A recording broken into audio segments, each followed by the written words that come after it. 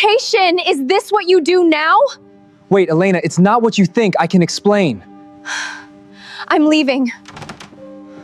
The microphone was already live when Kang Tae-shin stopped breathing. He was seated at the front of the Grand Meridian Hall in Dubai, surrounded by 500 of the world's most powerful business minds. The Global Design Summit was the most prestigious event of its kind, and he had been invited as keynote guest, a man whose name had become synonymous with empire, with legacy, with an iron will that had rebuilt Taesung Group from a family conglomerate into Asia's most formidable brand. People leaned in when he entered rooms.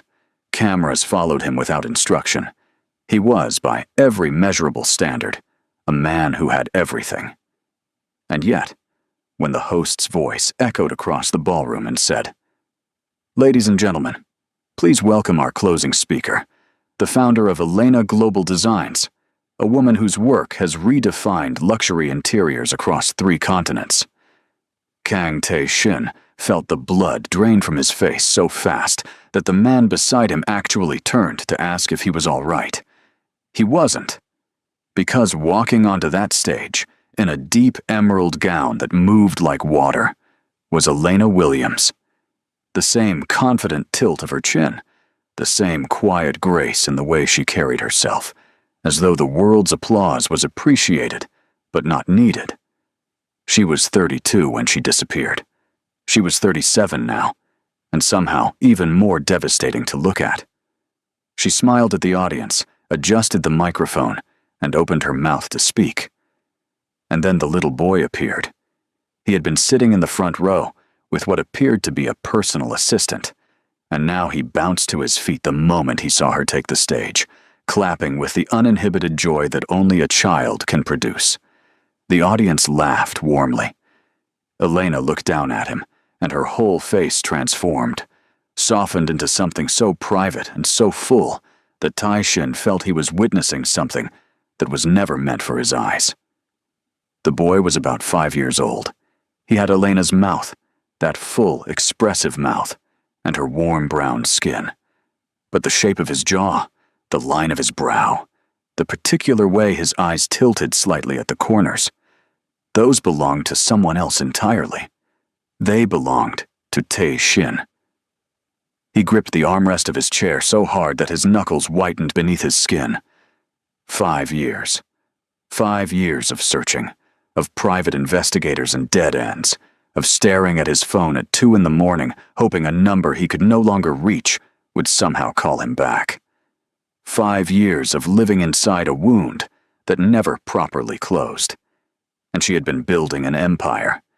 And she had been raising his son.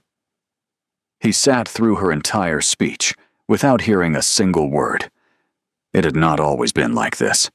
There was a time, not so long ago that it felt like another life, though it did, when Kang Tae-shin was the happiest man in Seoul. He had met Elena Williams at a charity auction in Chicago 7 years ago. She was there representing the interior design firm she'd built from nothing, a small but fiercely respected studio that had recently won a national award.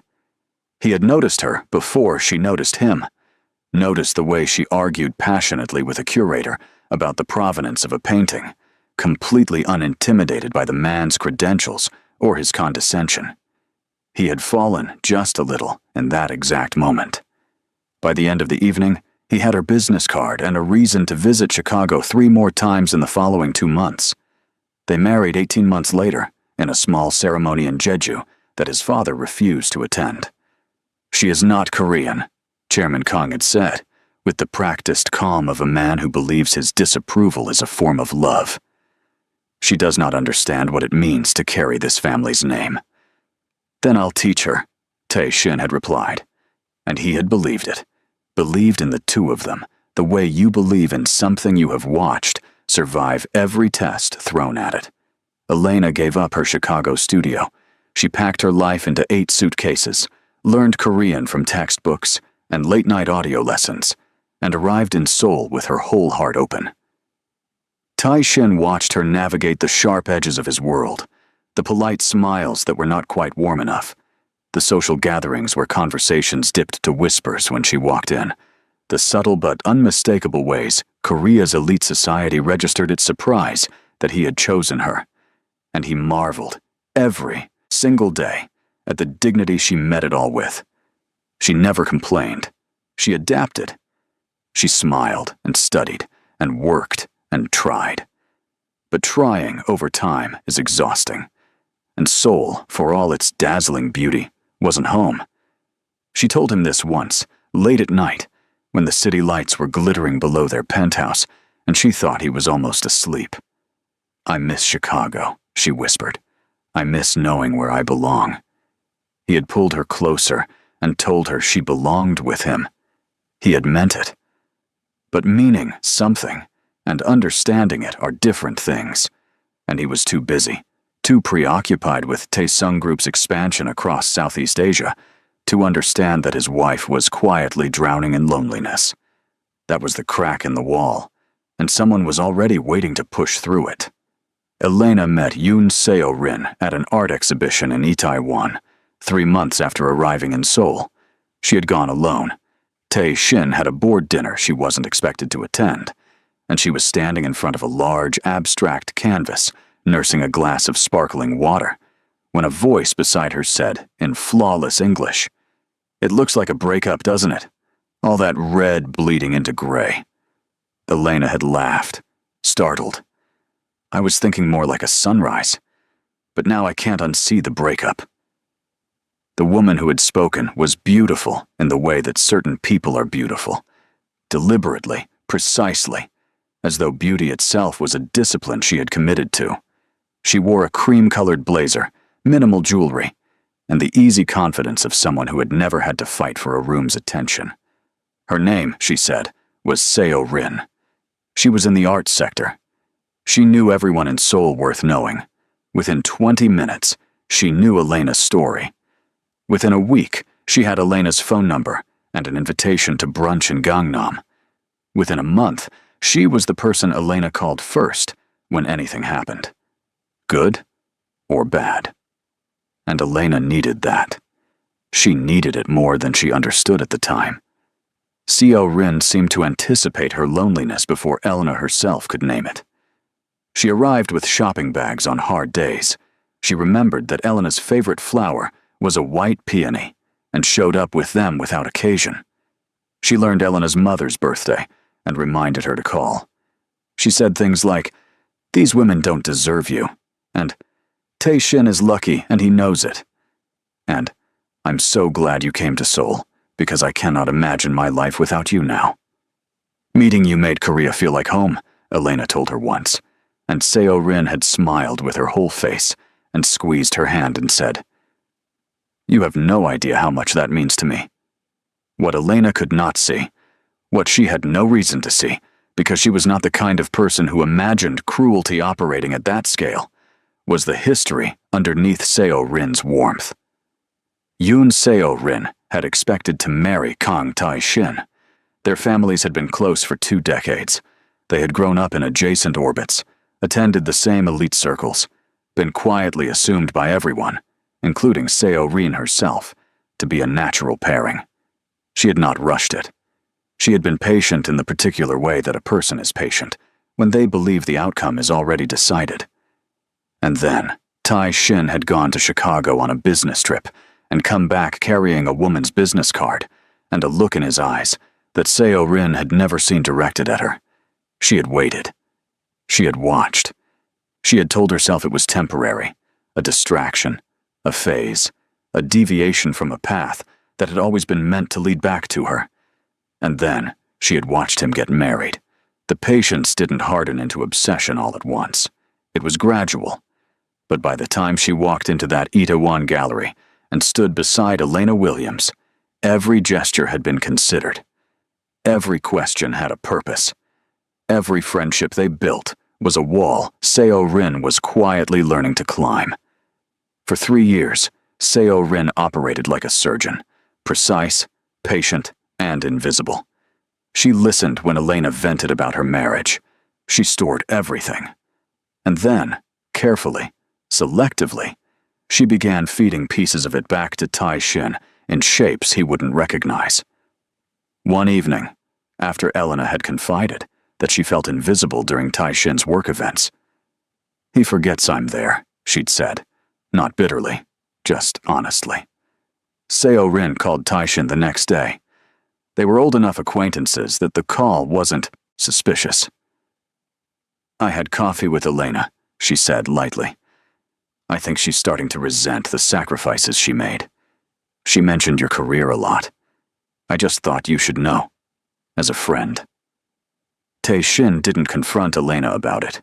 He just grew quieter around her, more guarded, and Elena, who didn't understand why the temperature in her marriage had dropped slightly, tried harder, which made her seem anxious, which made Tai-Shin wonder if Seo-rin was right.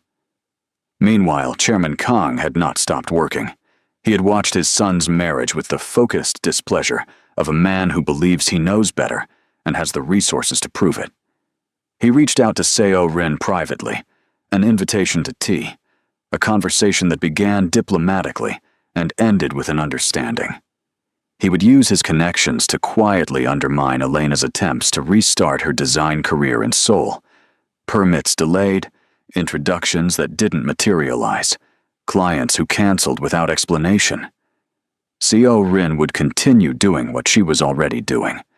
Together, they would tighten the walls around Elena until she had nowhere to stand. Anonymous messages began appearing, a text to Tai-Shin from a blocked number. "Does your wife know she's only in Seoul because she has nowhere better to go?" A note left at Elena's studio space, suggesting her work was only recognized because of her husband's name. Neither of them mentioned the messages to each other. That was the thing. The manipulation worked precisely because it made them both too embarrassed, too wounded to speak. Silence became the language of their marriage. Arguments replaced conversations. Tai-Shin, drowning in pressure from his father and misled by the woman he thought was his wife's best friend, began drinking more at events. Elena, isolated and exhausted, began sleeping earlier, rising later, filling her hours with work to avoid the ache of a home that no longer felt like one. Neither of them knew they were being orchestrated. Valentine's Day arrived the way it always does, announced loudly by the rest of the world, which makes the silence inside a struggling home even more deafening. Elena had been holding a secret for 11 days. She had taken 3 tests, just to be certain. She had sat on the bathroom floor, back against the cold tub, holding those small plastic strips, and cried, not from sadness, but from the overwhelming, terrifying relief of it. They had tried for so long, 2 years of hoping. 1 miscarriage she had grieved almost entirely alone, because Tai-Shin had been in Singapore for a deal that couldn't wait.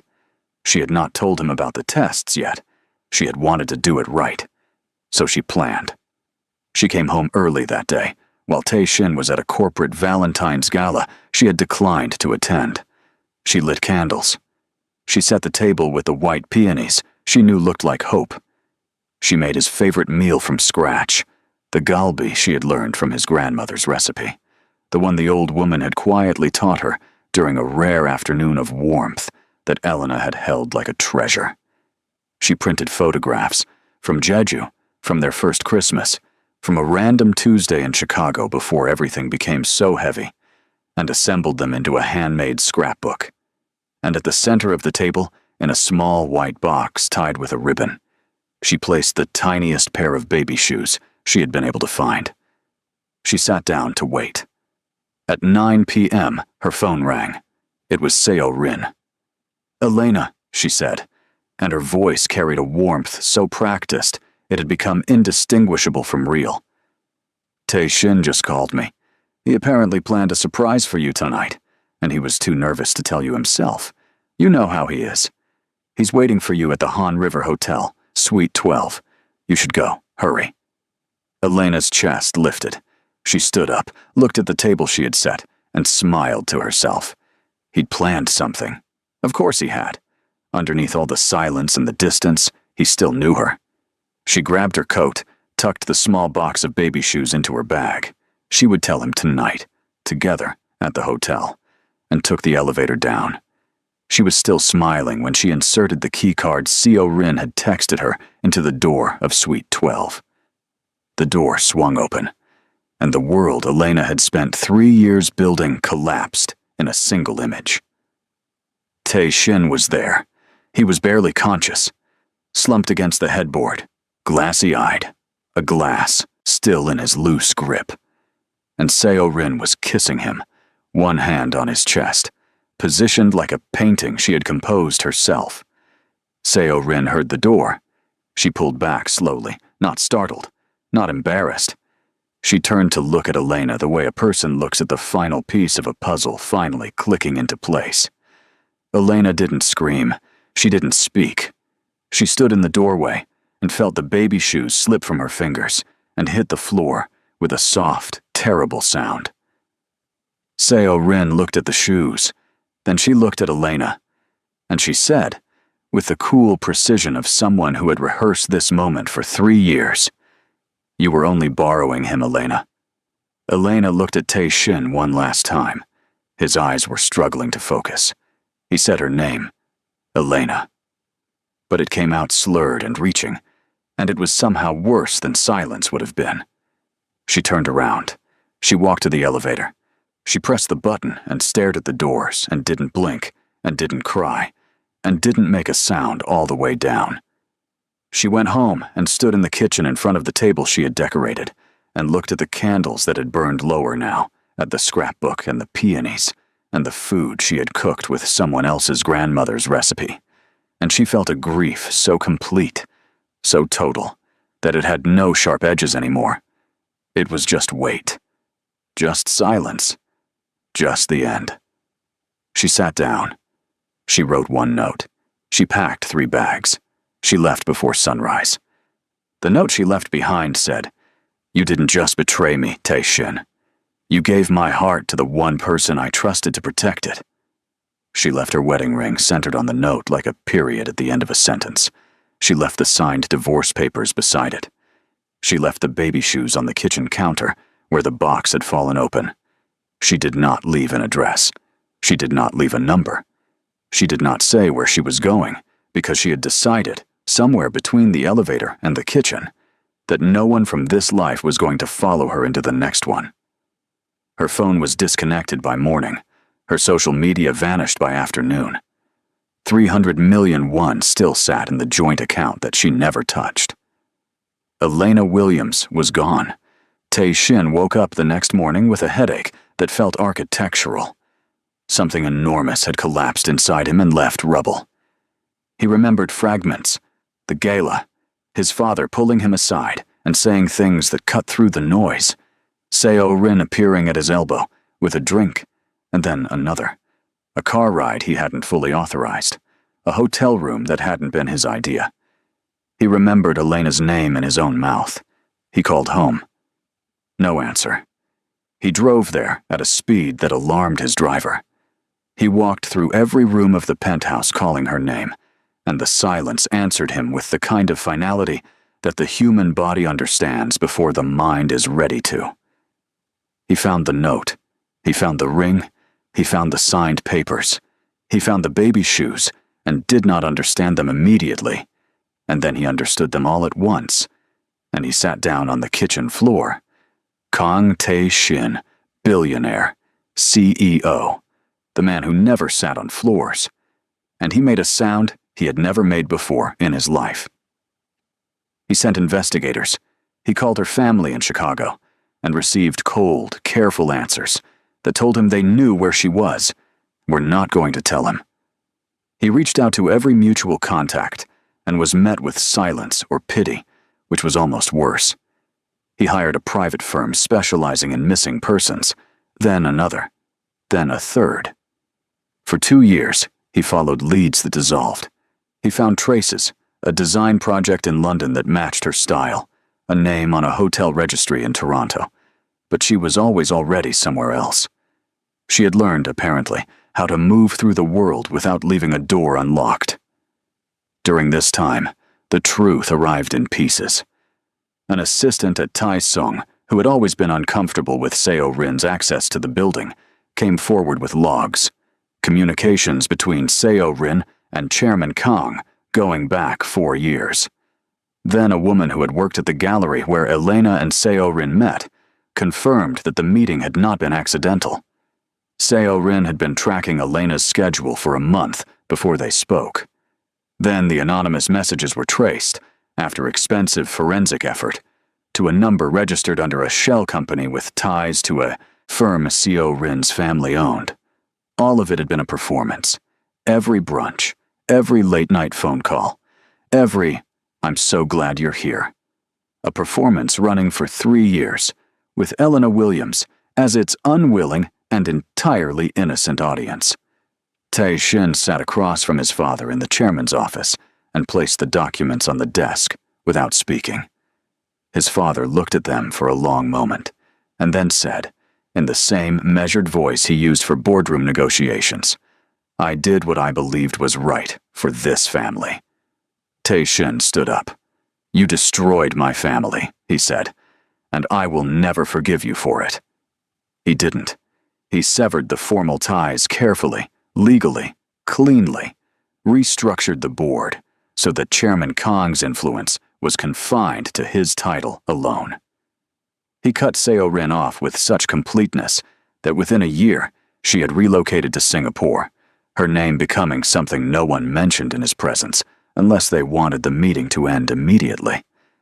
He moved through the next 3 years as a man who has achieved everything and finds the achievement hollow. Tai Sung Group continued to grow. His name continued to mean something. He went to events and gave speeches and closed deals and came home to a penthouse that he had never redecorated because he did not know how to make it feel different without erasing the last traces of someone who was already gone. He never stopped searching, and he never found her. And then, in a ballroom in Dubai, on a Tuesday in October, she walked onto a stage, and the host said her name, and the audience applauded, and Tae Shin learned that Elena Williams had not disappeared. She had simply become someone he hadn't known she could be. After the conference ended, he waited. He was not a man who waited for things. He sent intermediaries. He controlled the timing of encounters.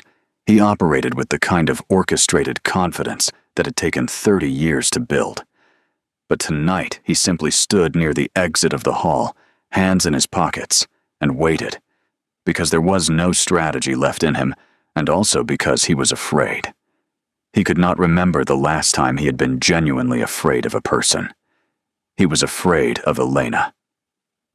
She emerged 20 minutes later, the boy's hand in hers, talking to a woman who appeared to be her creative director. She saw him from 15 feet away and did not stop walking, but he watched something move through her expression. Not surprise. She had probably already heard he was here. But something complicated, something that cost her something to keep neutral. She stopped in front of him. Tae Shin. "Elena," his voice came out quieter than he intended. "You were extraordinary up there. You've always been." He stopped. "I don't know where to start." "Then don't," she said, and it wasn't cruel, it was honest. The boy looked up at him with the frank, unfiltered curiosity of a child who has not yet learned to pretend. "Mom, who is he?" Elena looked down at her son. "Someone from my past, baby." The boy accepted this with the pragmatism of someone whose mother had always given him straight answers, and turned to inspect a flower arrangement nearby. Tae Shin looked at the child's profile and felt the impact of it move through him like a slow, deep wave. "His name is Ethan," Elena said quietly, watching Tae Shin's face. "Ethan Williams. He's mine." It wasn't a question. "He's mine," she said. "He has been every day for the last 5 years. But yes, biologically," she kept her voice even. There was no malice in it. That was somehow the hardest part. She wasn't punishing him. She was just stating the geography of a life he had not been part of. "Elena, I need you to know what happened that night. What really happened. I know what happened. No, not what you think you saw. Seo Rin. I know about Seo Rin. She shifted her evening bag from one hand to the other. An investigative journalist contacted me 18 months ago. She was doing a piece on psychological manipulation in elite Korean social circles. She had most of the story already. I confirmed a few details. She looked at him steadily. I know about your father. I know about the messages. I know she wasn't drunk when she kissed you. I know you were. A brief pause. I know most of it wasn't your fault. The night itself. Then why? Because most of it wasn't your fault is not the same as none of it was. Her voice was still calm, but it had weight now. You drifted, Tae-shin. You withdrew. You stopped asking me how I was doing. You stopped noticing that I was drowning. Seo Rin could only use the gaps she found, and the gaps were yours to close. She glanced toward Ethan. I'm not angry anymore. I was, for a long time. But I'm not now. He asked if he could see Ethan. She said she would think about it. He asked for her number. She gave him her assistance. She allowed it, eventually. For Ethan's sake, she said exactly that, and he appreciated the honesty, and understood that it was not an opening for him, only for his son. Ethan was not interested in warming up on anyone else's schedule. He was a bright, observant, self-possessed child who had grown up in the full attention of a mother who worked hard and loved harder, and he had no particular space in his life for a tall Korean man who showed up with gifts and awkward smiles and seemed to want something Ethan hadn't offered. Tae-shin came to his school once to eat lunch with him, and Ethan spent most of the meal informing him in significant detail about a documentary he'd seen about ocean currents. Tae-shin listened to every word and felt the particular joy and heartbreak of realizing his son was extraordinary. He showed up for Ethan's 5th birthday. The party was in London, where Elena had based Elena Global Design's European headquarters, and brought a present Ethan's assistant had helped him select. Ethan thanked him politely and set it aside and went back to his friends. After cake, when most of the guests were distracted, Tae-shin found himself sitting beside Ethan on the steps outside the garden. I want to tell you something, Tae-shin said. Ethan looked at him. Okay. I'm your father. Ethan was quiet for a moment. Then he said, I know. Tae-shin blinked. Your mom told you? She said I have a father in Korea. She said he didn't know about me when I was born, and then when I was little she needed time to figure things out. Ethan pulled at a thread on his shoe. She said he was trying now. He said this without accusation, just reporting. I am trying, Tae-shin said. I want to be someone you can trust. I want to be your dad. Ethan thought about this seriously, the way he considered everything. Mom says fathers protect their families, he finally said. The sentence landed so cleanly and so completely that Tae-shin had nothing to put after it. He sat with it. He nodded once. She's right, he said. Ethan stood up and went back inside. Tae-shin stayed on the steps a while longer. It was 4 months after Dubai when Tae-shin came to Elena's London office. Not her assistant's office, not a neutral location, but her office, because he had asked, and she had agreed, and she had poured them both tea and sat across from him at her desk, the way she might sit across from a client she respected, but did not need to impress. He had prepared what he wanted to say, but it all dissolved the moment he looked at her. I'm sorry, he said. Not for what was done to us, though I am, but for who I was inside it. I should have protected you.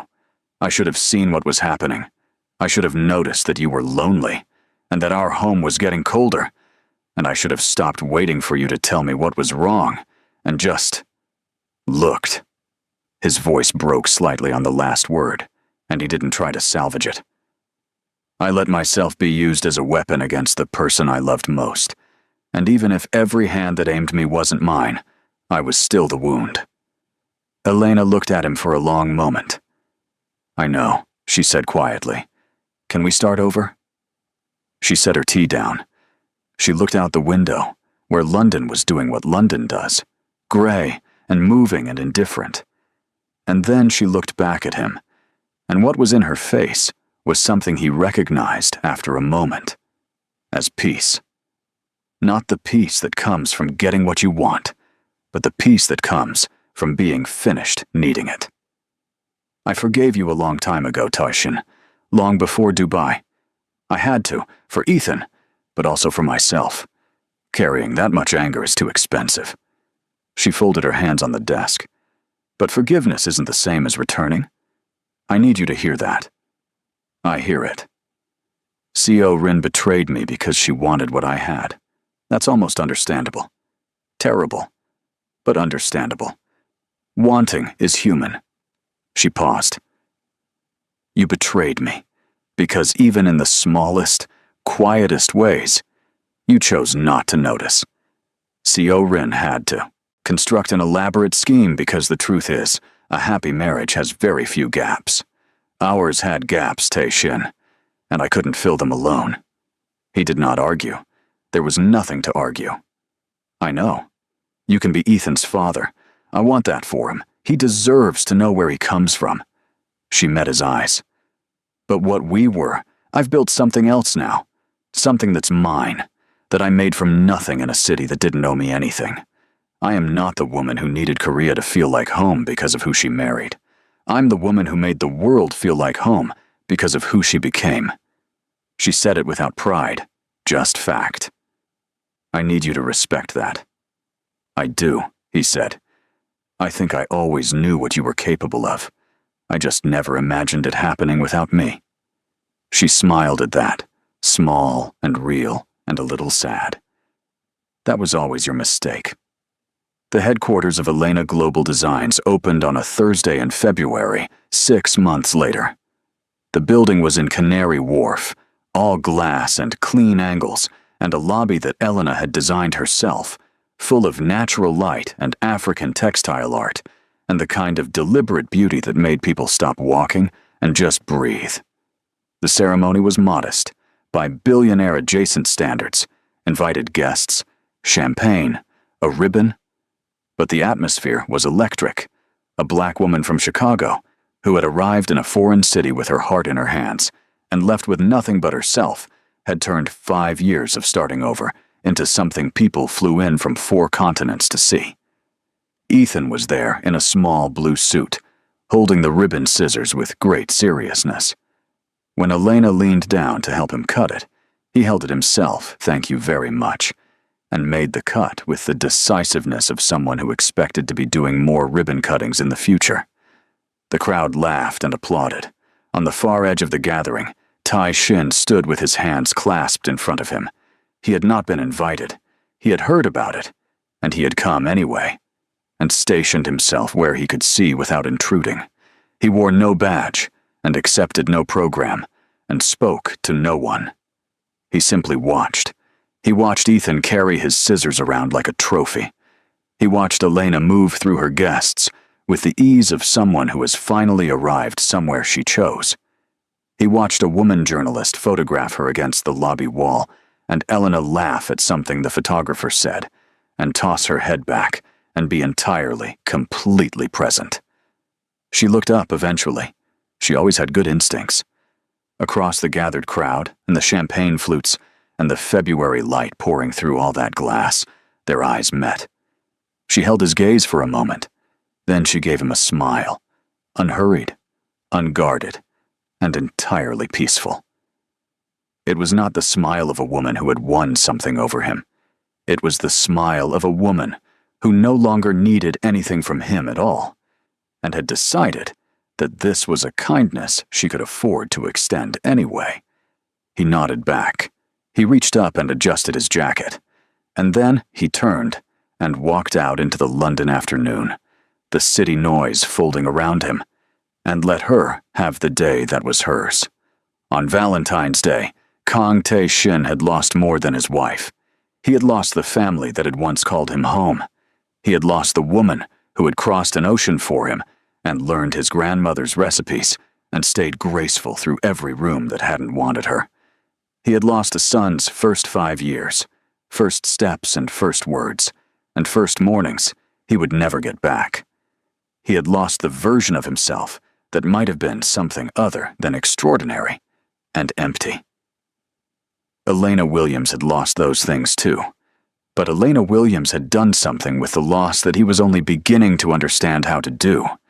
She had turned it into a foundation, and built on it, and stood on it without flinching, and made something so undeniably real that the world flew in to see it. Some wounds teach you nothing, some wounds teach you everything. The difference, Elena had learned, is whether you allow yourself to survive them. She had survived, and that was the end of one story, and the beginning of everything that came after. If this story moved you, broke something open, or reminded you that survival can be its own kind of triumph, hit that like button, because it means more than you know. Subscribe so you never miss a story like this one, and drop a comment below. Tell us, did Elena make the right choice? Should she have given Tae Shin a second chance, or was her peace the real victory? We read every single one. See you in the next story.